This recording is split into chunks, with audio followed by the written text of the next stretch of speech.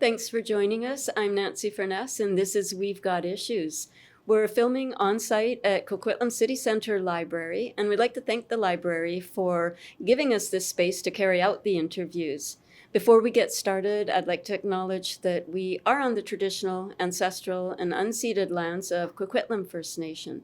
So we thank the Coquitlam people who continue to live on these lands and to care for the lands and the waters and all that lies above and below. So today I'm joined by Karis Selk, who is the Manager of Environment for City of Coquitlam. So thanks so much for joining us today, Karis. Yeah, thanks for having me. Today we wanted to talk a little bit about the Repair Café that's being run through the City of Coquitlam. Can you tell us a little bit about what is the concept behind a Repair Café? Yeah, so Repair Café is where we invite members of the community to bring any items that they have in their house that require fixing. So our goal is to keep things out of the landfill and to provide an opportunity for residents to have something fixed at no charge. It's a great idea and a great concept. We recently spoke to the folks at Metro Vancouver, the United Boulevard facility, and I'm sure they appreciate the fact that things are being repaired and not just automatically going to the landfill or into the recycling one. Can you tell us a little bit about how the Repair Cafe works? Yeah, so we host them 4 times a year, and we put out a call for volunteers ahead of the Repair Cafes. So we line up a bunch of great volunteers with a wide diversity of repair skill sets. And then we publish the dates, and residents come out to the Repair Cafe. When they get there, they fill in a form, they check in their item, and then the repairers will kind of look at all of the items and match themselves up with items that they're good at repairing. And we prefer if the resident sits there and watches their items being repaired, because it really gives them the opportunity to learn from the volunteer that's fixing the item and to actually give them a little bit of knowledge with the hope that maybe in the future they might have some of the skills to do their own basic repairs. That's a really great concept. I think I was going to ask you about that, whether people can actually learn, if there's an opportunity to share that information. So that's great to hear. So if you brought in, like a shirt and you wanted to sew a button on it, you didn't know how, you could watch somebody else and then next time maybe just do it yourself. Yeah, absolutely. Great learning experience. Can you tell us a little bit about what kind of things do people bring in? What's the range of items that you might see at a Repair Cafe? Yeah, all types of items. So there's usually a number of fixers that can fix textiles. So people might bring in clothing, purses, bedding that needs repairs. We also do jewelry repairs. We can fix small furniture. So we've got woodworking expertise there. Excellent. So if you have a loose chair or something, they can help you with that? Yeah, coffee table. Bicycles. Oh, that should be a big one, I bet. Yeah, and then small appliances, so things like toasters and blenders and vacuums. Electronics as well, so popular is computers and gaming devices. So people bring their computers in? Yeah, absolutely. Wow. Yeah, so it's a pretty wide range of items that people have brought in to date. What do you see most often? Do you have any ideas? Is it mostly small appliances or? It's various electronics are the number one item. I think those are a little bit trickier for people to repair on their own. Yeah, and I think we're all scrambling to, and there's not all that many repair facilities out there. So this is really nice to have that. Can you tell us some of the details, like how often did these run? How many people are using these repair cafes, and just some general information like that? Yeah, so we started the Repair Cafes just over a year ago. So they were started in October of 2023. So we've had 6 cafes since then. We've had... So about every 4 months? Yeah, so we generally try to Every hold 3 them months? in the spring and the fall and try and avoid the summer months. Ah, yes. So we've got 4 of them planned for 2025. We had the first one in January, and then the next one's going to be coming up in April to Mm. be timed with Earth Day. Oh, very appropriate. Yeah, and we've had about 450 participants to date in the 6 Wow. cafes. That's great. So that's potentially 450 items that have been kept out of the landfill. Yeah, so I think we've had almost 600 items that have been brought in for repair. Of course, we Wow. can't fix everything, No. but we've been able to repair close to 300 items at the cafes. So, Caress, can you tell us how does the Repair Cafe benefit the community, and with respect to volunteers and participants, and also the environment? Yeah, so maybe we'll start with the community members. So I think for the community members, it's an opportunity to have something repaired at low cost or no cost. So often Is there a cost? there's no cost to it. Okay. No, I know some of the other ones are by donation, but ours are no cost. Okay. And yeah, often small appliances are really expensive to have repaired, and often the price of getting something repaired is more than the cost of. Exactly. There's not much incentive There's for not an repair, incentive. really. So yeah, this really incentivizes people to bring in their item because it's no cost. They also get to learn some repair skills while they're there. So we have really knowledgeable volunteers that are doing the fixing, and they're very generous in sharing the knowledge that they have. So yeah, it's a great learning opportunity as well. And then for the volunteers that are doing the fixing, I think it's just a really good opportunity for them to give back to their communities. They get to do networking. It's usually it's a really fun atmosphere, a great way to spend the afternoon. We've had quite a few retired folks, people that are new to Canada that volunteer. Oh, what a wonderful way to get involved. Yeah. And to share your skills and no, that's great. Yeah, and then sometimes there's people that need volunteer hours for programs Oh, that they're that's in, true. so you can get volunteer hours as Do you have any as students that come in?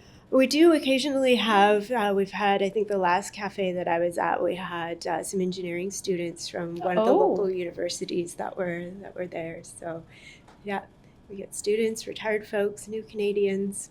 That's great. It sounds like there's a very diverse volunteer community there. So you're drawing in people from all over the place. Yeah, absolutely. It's really nice. And then as far as environment, can you speak a little bit to the benefits of a repair cafe with respect to the environment?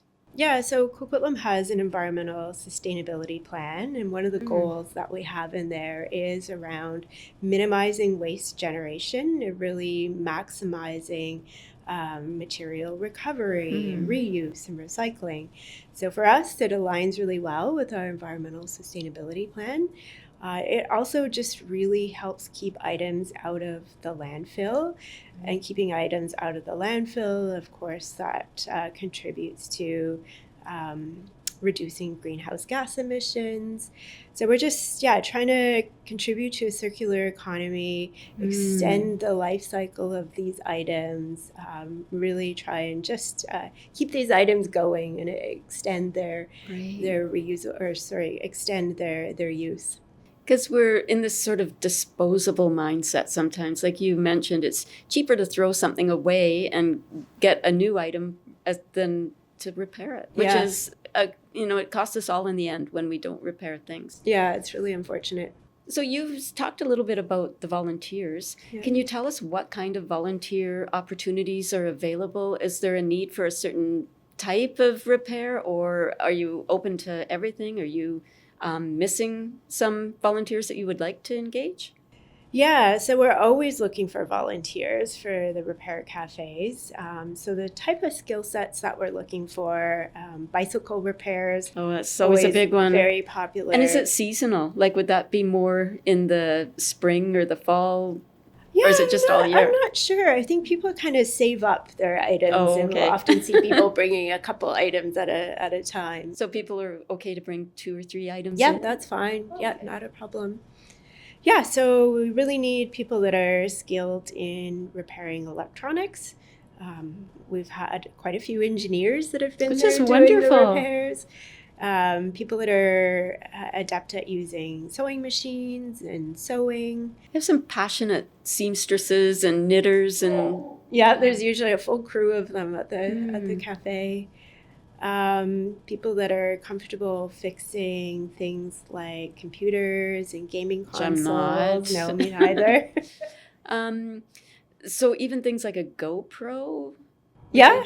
Oh, really? Yeah, potentially. Yeah. Okay. Yeah. And is this open to Coquitlam residents only, or is it open to Tri-Cities? It's open to anybody that wants to come, so we don't take any sort of identification. We're just trying to keep things out of the landfill.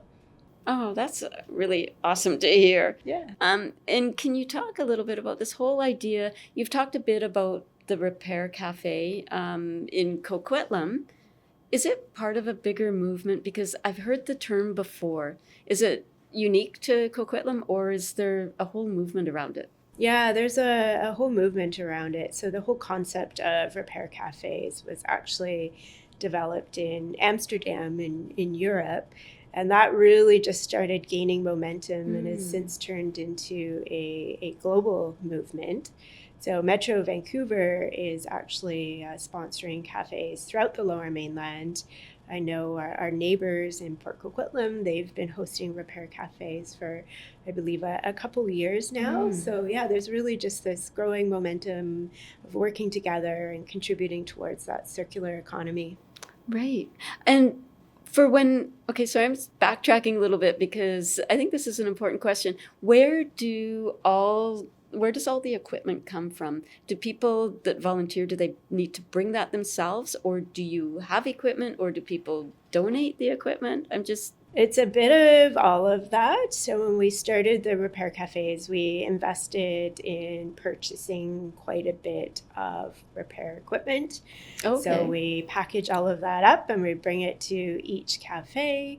But we also see some of the volunteers that bring their own They have their tools special or their and- favorite tools. Yeah, absolutely. And where do the cafes take place? So they're always in a City of Coquitlam facility. So we've been rotating through various different facilities. So we've had them at Pine Tree Community Center. We've had them up at the Dogwood Pavilion. We've had them at the Mundy Park Field House, the Poirier Library. And I think we're looking to host the next one close to SkyTrain, so hoping to host it at the new Town Center Community Center. Oh, nice. So everybody gets it in their community, hopefully at some point. You rotate around. Yeah. Now, right now, the city is overseeing this program. Yeah. Is that the plan, to continue for the city to oversee it, or are you hoping that somebody else might step up and take this on? And if so, what are you asking of them? Yeah, so we were always hoping that this would end up being a self-sustaining, community-led initiative. So we are looking for a partnering organization that could sort of take the lead on running the repair cafes. So a not-for-profit type organization? Yeah, or- I believe it's the Rotary that runs the one in Port Coquitlam. Right. But we're more than happy until we find that right partner to continue hosting them with volunteers and with coordination from city staff. And if somebody did step up, what would you be asking them to do? Like, what would their responsibility be? Yeah, so it would really be that coordination role. It's a big job. So, yeah, it takes a little bit of work. Doing the organizing, securing the volunteers, promoting it through, their own channels. Right. The city can really continuing to support with the facility. We can help with the advertising. But yeah, it'd be great if we had an organization that could partner with us. So that's interesting. So you would provide the facility, Yeah. and they would be responsible for coordinating the volunteers, which it can actually be a very rewarding, activity on its own. You get to know this whole community of volunteers, and quite often I think there's bonds and friendships made there. So yeah, so hopefully somebody will step up and take that on. Can you tell us, how do people get in touch with you, either if somebody wanted to inquire about the Repair Cafe or volunteer, or if you had somebody who wanted to take this on?